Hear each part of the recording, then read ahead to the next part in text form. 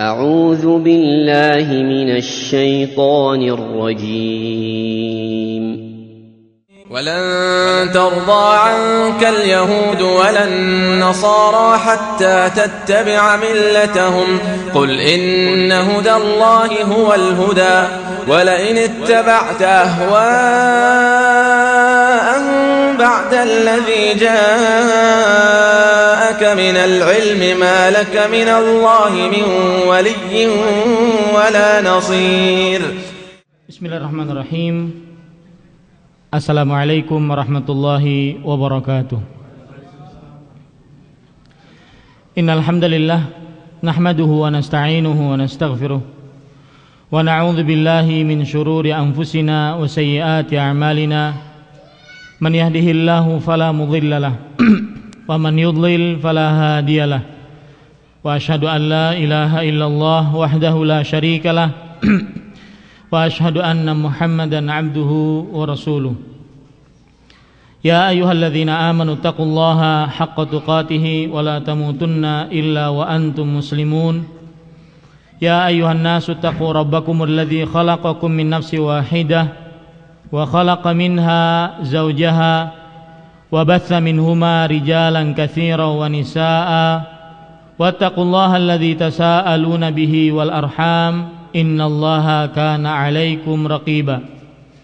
Ya ayyuhalladzina amanu taqullaha wa qulu qawlan sadida yuslih lakum a'malakum wa yaghfir lakum dhunubakum wa man yuti'illaha wa rasulahu faqad faza fawzan 'azima. Amma ba'du, fa inna asdaqal hadithi kitabullah wa khairal hadi hadi Muhammadin sallallahu alaihi wa ala alihi wasallam wa syarral umuri muhdatsatuha wa kullu muhdatsatin bid'ah wa kullu bid'atin dhalalah wa kullu dhalalatin finnar.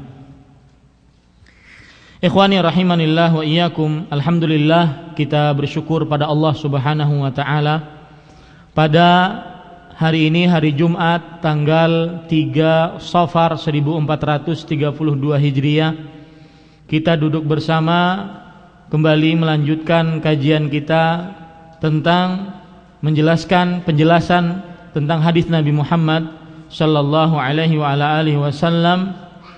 Beliau bersabda, man tashabbaha biqaumin fahuwa minhum. Artinya, barang siapa yang menyerupai suatu kaum, maka dia bagian dari kaum tersebut. Hadis riwayat Imam Abu Daud dan hadisnya sahih. Para ikhwah rahimanillah wa iyyakum, minggu yang lalu kita sudah sampai kepada perkara-perkara yang terdapat nas di dalamnya tentang tasyabbuh dengan orang kafir. Sebelum itu saya ingin kembali menyebutkan poin yang sebelumnya, yaitu kaedah-kaedah dalam permasalahan tasyabbuh. Saya akan tambah beberapa kaedah. Kalau minggu yang lalu kita sebutkan 3 kaedah tentang permasalahan tasyabbuh, di antaranya yaitu bahwasanya Nabi telah mengabarkan umat ini memang akan mengikuti kebiasaan-kebiasaan umat-umat terdahulu. Apapun itu, meskipun tidak penting, akan diikuti oleh umat Islam. Ini kabar dan merupakan celaan, kabar dari Rasulullah sallallahu alaihi wasallam. Kaidah yang kedua yang sudah saya sebutkan juga, bahwasanya Nabi Muhammad sallallahu alaihi wasallam juga telah mengabarkan bahwasanya umat ini akan selalu berpegang teguh dengan sunnahnya. Ada selalu sekelompok umat yang tetap berpegang teguh dengan sunnah Nabi Muhammad SAW sampai hari kiamat. Tidak akan terpengaruh dengan orang-orang yang mencelaknya atau orang-orang yang membahayakannya. Mereka akan selalu berpegang teguh dengan sunnah Nabi Muhammad SAW sampai hari kiamat. Ini kaidah kedua yang saya sebutkan. Kaidah yang ketiga yang saya sebutkan, dan ini yang saya akan tekankan lagi, karena sebagian besar sebagian orang belum paham tentang tasyabbuh, sehingga dikatakan nanti orang pakai kaos oblong tasyabbuh dengan orang kafir, ya, atau pakai handphone dengan merek tertentu tasyabbuh dengan orang kafir. Ini tidak. Maka poin yang ketiga, kaidah yang ketiga, yaitu la yakunu tasyabbuh bil kuffari illa bi fi'li makhtussa bihi min dinihim aw min adatihim. Artinya, tasyabbuh dengan orang kafir tidak akan terjadi kecuali dengan melakukan sesuatu yang dikhususkan dari agama orang kafir atau kebiasaan-kebiasaan orang kafir. Ya, ini para ikhwan yang dirahmati oleh Allah Subhanahu wa taala. Jadi, standarisasi kita dikatakan tasyabbuh atau tidak tasyabbuh adalah ketika seseorang melakukan perbuatan yang mana perbuatan tersebut atau kebiasaan itu atau pakaian itu atau ajaran itu merupakan ajaran orang-orang kafir dengan segala macam bentuk kekufurannya, dengan segala macam bentuk golongan kekufuran. Jadi yang menjadi ukuran adalah kekhususan. Kalau seandainya itu bukan khusus dan sudah tidak dibedakan lagi antara ini adalah perbuatannya orang kafir atau ini perbuatannya orang muslim, atau antara ini pakaiannya orang kafir atau ini pakaiannya orang muslim, tidak ada lagi kekhususan, maka tidak ada tasyabbuh di sana. Coba perhatikan sekarang perkataan Imam Ibnu Utsaimin rahimahullahu taala. Beliau mengatakan, miqyasut tashabbuh an yaf'alal mutashabbihu ma yakhtassu bihi bil mutashabbihu bihi. Artinya, standar dikatakan sebagai sebuah tasyabbuh adalah orang yang menyerupai mengerjakan sesuatu yang khusus yang dimiliki orang yang diserupai. Ya. Misalkan, fattashabbuh bil kuffar an yaf'alal muslimu syai'an min khasa'isihim.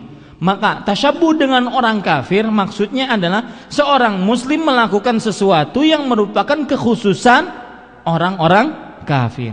Amma ma intashara bainal muslimin wa sara la yatamayyazu bihil kuffar fa innahu la yakunu tasyabbuhan. Sedangkan yang sudah tersebar di antara kaum muslimin dan tidak bisa dibedakan lagi ini orang kafir, ini kepemilikan orang kafir atau tidak, maka ini tidak termasuk disebut dengan perbuatan apa? Tasyabbuh. Fala yakunu haraman min ajli annahu tasyabbuhun illa an yakuna muharraman min jihatin ukhra. Maka tidak dikatakan itu sebagai sebuah tasyabbuh dari sisi bahwasanya ini tidak tasyabbuh. Tetapi kadang-kadang bisa menjadikan itu sesuatu yang haram karena dari sisi mungkin ada dalil-dalil yang khusus melarang akan perbuatan tersebut, bukan karena tasyabbuhnya. Paham ya? Para ikhwah sekalian dirahmati oleh Allah Subhanahu wa taala. Kemudian para ikhwah yang dirahmati oleh Allah Subhanahu wa taala, saya sudah sebutkan juga ketika Imam Malik rahimahullah, beliau ditanya tentang memakai pakaian al-burnus. Al-burnus ya, yang dipakai oleh Pak Yudo seperti itu. Maka ini dulu adalah pakaiannya orang-orang rahib Nasrani dulu. Kemudian Imam Malik ketika ditanya, kata beliau la ba'sa bihi, enggak mengapa pakai al-burnus seperti itu.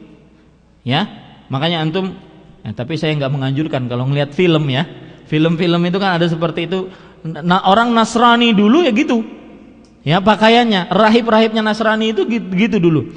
Nah, maka kata Imam Malik, apa hukumnya memakai, ketika beliau ditanya apa hukumnya memakai pakaian al-burnus, kata Imam Malik la ba'sa bihi, enggak mengapa. Fa innahu, kemudian dikatakan kepada Imam Malik, wahai Imam Malik, innahu min labusin nasara, itu adalah pakaian khusus kaum Nasrani. Kata Imam Malik rahimahullah menjawab pertanyaan tersebut, kana yalbasuha hahuna. Artinya dulu itu pakaian orang Nasrani, sekarang sudah tidak bisa dibedakan lagi. Karena dulu ya itu adalah pakaian Nasrani, sekarang tidak lagi. Ini para ikhwah sekalian. Lebih baik lagi kalau seandainya Imam Malik rahimahullah beliau menjawab dengan sebuah hadis ketika Nabi Muhammad SAW menjelaskan pakaian orang yang berihram, kata Nabi, la yalbasul qamis. Orang yang berihram itu nggak boleh pakai komis seperti ini, thawb seperti ini nggak boleh. Walas sarawilat walal baranis, tidak boleh pakai celana, tidak juga pakaian burnus. Ini menunjukkan bahwasanya selain dalam keadaan ihram apa? Boleh memakai burnus. Nah ini paham ya para ikhwah sekalian. Taib. Kaidah yang selanjutnya yang ingin saya tambah yaitu, perhatikan baik-baik, la tasyabbuha fima ittafaqat alaihil milal. tidak ada sesuatu yang disebut dengan tasyabbuh di dalam perkara-perkara yang disetujui oleh atau disepakati oleh semua ajaran. Seperti misalkan ajaran salah satu misalkan Buddha atau Hindu, ajaran mengajarkan untuk berbuat baik kepada orang lain, berbuat baik kepada bahkan di dalam ajaran Hindu atau Buddha saya lupa, istri itu suami itu bagaikan apa? Bagaikan Tuhan bagi istri, kan seperti itu, ya. Jadi sangat menghormati seorang istri, sangat menghormati seorang suami. Nah, ini juga diajarkan dalam agama Islam, cuma dalam batas-batas koridor, seperti misalkan tidak boleh sujud terhadap suami, ya. Nah, berarti kalau ada ajaran agama lain yang mengajarkan taatnya seorang istri kepada suami, maka ajaran Islam juga mengajarkan seperti itu bukan namanya tasyabbuh. Paham ya para ikhwah sekalian? Itu bukan disebut dengan tasyabbuh, karena nanti ada orang mengatakan, wah, kita disuruh taat kepada suami, kata para istri, itu kan ajarannya orang Buddha atau orang Hindu. Maka kita katakan tidak ada sesuatu tasyabbuh yang mana ajaran tersebut disepakati oleh seluruh ajaran. Baik para ikhwah yang dirahmati oleh Allah Subhanahu wa taala. Kemudian kaidah selanjutnya yang bisa kita ambil yaitu kullu fi'lin yaf'aluhul muslim tasyabbuhan bil kuffar au yuaddi ila tasyabbuhi bihi fala yu'anu alaihi. Artinya, setiap perbuatan yang dilakukan oleh seorang muslim yang merupakan tasyabbuh dengan orang kafir, maka atau menyebabkan dia akan bertasyabbuh, maka tidak boleh ditolong untuk melakukan itu. Dan ini termasuk jawaban, kaidah ini jawaban kepada orang-orang yang jualan kartu Christmas ketika Natalan, ya, orang-orang yang jualan baju Sinterklas ketika Natalan, ya, banyak kan yang jualan-jualan jualan kue karena bertepatan dengan hari Natal, maka dia buat kue seperti pohon Natal. Enggak boleh. Kenapa? Karena itu adalah termasuk menolong mereka. Fala yu'anu alai, tidak boleh ditolong. Ini para ikhwah yang dirahmati oleh Allah Subhanahu wa taala. Sekarang kita masuk kepada permasalahan selanjutnya. Perkara-perkara yang terdapat nas di dalamnya tentang tasyabbuh dengan orang kafir. Dalam perkara akidah, tidak boleh kita mengikuti mereka dalam perkara akidah. Misalkan, ya, perkara akidah yang paling berat yang mereka lakukan yaitu berbuat syirik kepada Allah, memberikan sebuah ibadah kepada selain Allah Subhanahu wa taala. Ini dilakukan oleh orang-orang selain agama Islam, orang-orang kafir, ya. Mereka meminta kepada selain Allah, minta pertolongan kepada selain Allah, meminta dihapuskan dosa, diampuni dosa kepada makhluk. Kan ada di ajaran, ya, dengan bayar kita dihapuskan dosa, betul apa tidak? Ya, seperti itu. Itu tidak boleh ya para ikhwah sekalian. Ini termasuk memberikan sebuah ibadah kepada selain Allah Subhanahu wa taala. Atau permasalahan akidah yang lainnya yang merupakan nas dari Nabi Muhammad SAW, tidak boleh kita melakukannya, dan termasuk tasyabbuh dengan orang-orang kafir, mengaku menjadi nabi. Ya, ini termasuk kebiasaan orang-orang Yahudi dan Nasrani mengaku menjadi nabi. Kalau ada yang melakukan tersebut, di samping dia sudah tasyabbuh dengan orang Nasrani ataupun orang Yahudi, maka dia juga sudah melakukan sebuah kekufuran. Taib. Kemudian yang ketiga yaitu mengaku akan kebapaannya Allah Subhanahu wa taala. Ya. Nah, siapa yang mengaku seperti ini, maka dia sudah bertasyabbuh dengan orang-orang kafir di dalam permasalahan akidah, dan ini bisa berakibat kekufuran atau kemusyrikan yang mengeluarkan dari agama Islam. Ini para ikhwah yang dirahmati oleh Allah Subhanahu wa taala. Kemudian para ikhwah yang dirahmati oleh Allah Subhanahu wa taala, dalam perkara akidah sekarang, perkara-perkara yang ada dalilnya tentang tasyabbuh dengan orang kafir dan itu terlarang di dalam perkara ibadah sekarang. Contoh misalkan di dalam bab toharoh, bab bersuci, ya. Anas bin Malik radhiyallahu anhu bercerita, annal yahuda kanu idza hadatil mar'atu fihim lam yuakiluha wa lam yujami'uhunna fil buyut. Orang-orang Yahudi kalau istrinya haid maka tidak dikasih makan atau tidak makan bersama dengan wanita tersebut dan tidak digauli ya di rumah-rumah mereka. Fasa'ala ashaban Nabi sallallahu alaihi wasallam an-nabiy sallallahu alaihi wasallam fa anzalallahu ta'ala wa yas'alunaka 'anil mahid qul huwa adzan fa'tazilun nisaa fil mahid. Artinya, kemudian para sahabat bertanya kepada Nabi Muhammad sallallahu alaihi wasallam tentang hal tersebut yang dilakukan oleh orang-orang Yahudi. Kemudian Allah menurunkan ayat dalam surat Al-Baqarah ayat 222. Artinya, mereka bertanya kepada engkau wahai Muhammad sallallahu alaihi wasallam tentang wanita haid. Katakan, kata Allah, katakan wahai Muhammad sallallahu alaihi wasallam itu adalah adzan, kotor. Darah haid itu adalah kotor. Fa'tazilun nisaa fil mahid. Artinya, maka jauhilah wanita-wanita, jangan digauli di dalam kemaluannya. Ini ajaran Islam. Boleh menggauli istri yang lagi dalam haid, tapi tidak boleh dalam keadaan di mana? Di kemaluannya. Hal ini sesuai dengan sabda Nabi Muhammad SAW.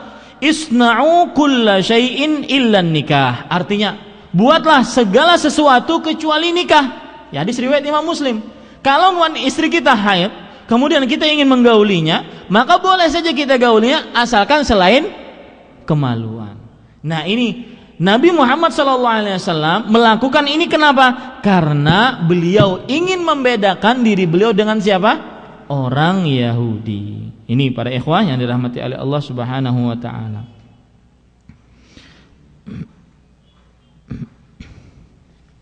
Kemudian contoh yang lain para ikhwah yang dirahmati oleh Allah Subhanahu wa taala.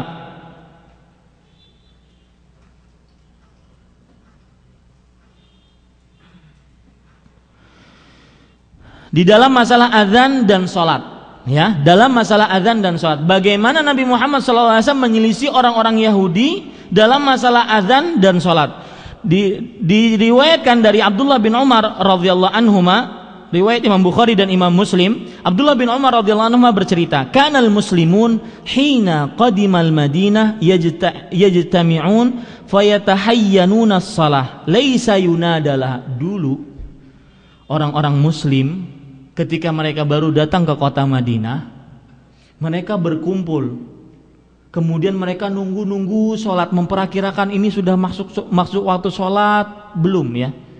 Karena tidak ada sesuatu yang memanggil mereka untuk sholat, ya, sesuatu yang memanggil mereka untuk sholat. Fatakallamu yauman fi dzalik. Lalu para sahabat pun berbicara tentang itu.